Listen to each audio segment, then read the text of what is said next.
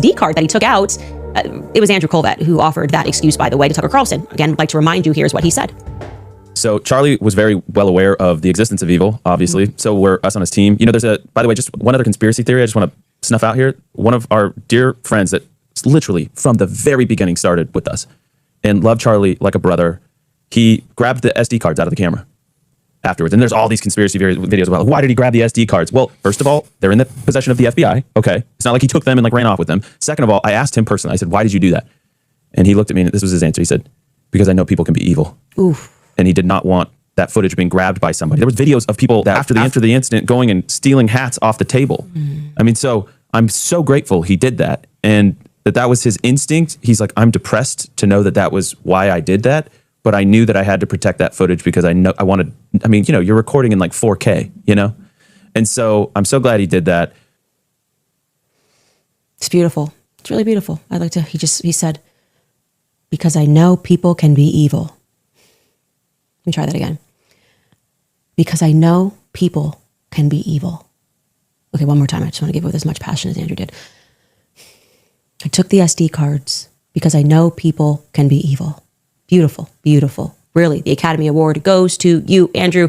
But you said cards, and what we noticed was that it was card. It was that one first. It struck me and others as odd. But here's Andrew reinforcing the narrative that this is a conspiracy theory. There was nothing special about that particular footage behind Terrell's head. He was actually worried about all of it.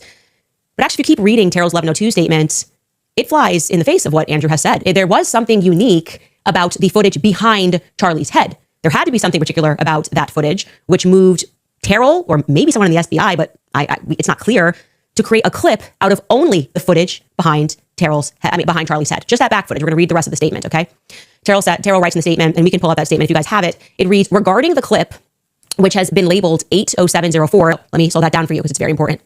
What we are learning is that they had 4 videos. Go pull that back up, please, and you can split this. They had 4 videos in total, and you can bring me in on this just so I can explain this. And of those 4 videos, they're telling us the length of each of those videos here. One is 26 minutes, another one is 26 minutes, another is 26 minutes, and a fourth one is 23 minutes. So that, I'm assuming represents, because this Charlie got hit very quickly into the event, that this represents the full length of all of that footage of the cameras that I showed you.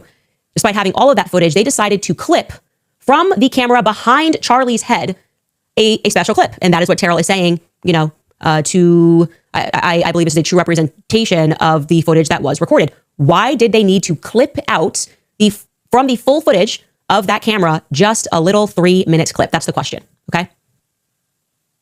Well, you don't have to wonder what he did anymore because today I can tell you what Terrell did because I've actually known what Terrell did since October as I was wondering who could be trusted at Turning Point USA.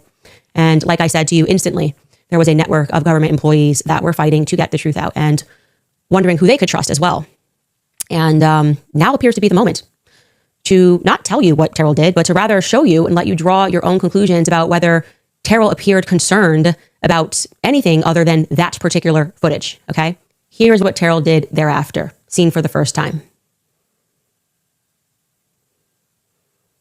Terrell is there. He looks around, again, nervously, and he puts the SD card in his pocket and he zips up. He doesn't run to the other cameras and try to grab the SD card. Instead, what he does is he whips out his phone and he begins texting with someone. And that's what he does. He's texting with someone to say what?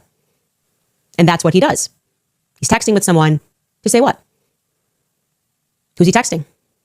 What's he saying? If he's just out there fighting evil and worried about securing the footage, why didn't he grab the other SD card or 3 of them in a row? Who is he in communication with after he grabs that? Because I got to tell you something, Andrew. Were it me, and I was amongst my peers sitting on a jury, I would not accept your narrative that he looks like he's worried about people stealing. Well, I think that's why they watch my podcast. You know you lying. What have you proven? Right. What have you proven other than the fact that you are really angry that you keep being disproven and more people are recognizing that you didn't tell us the whole truth, perhaps?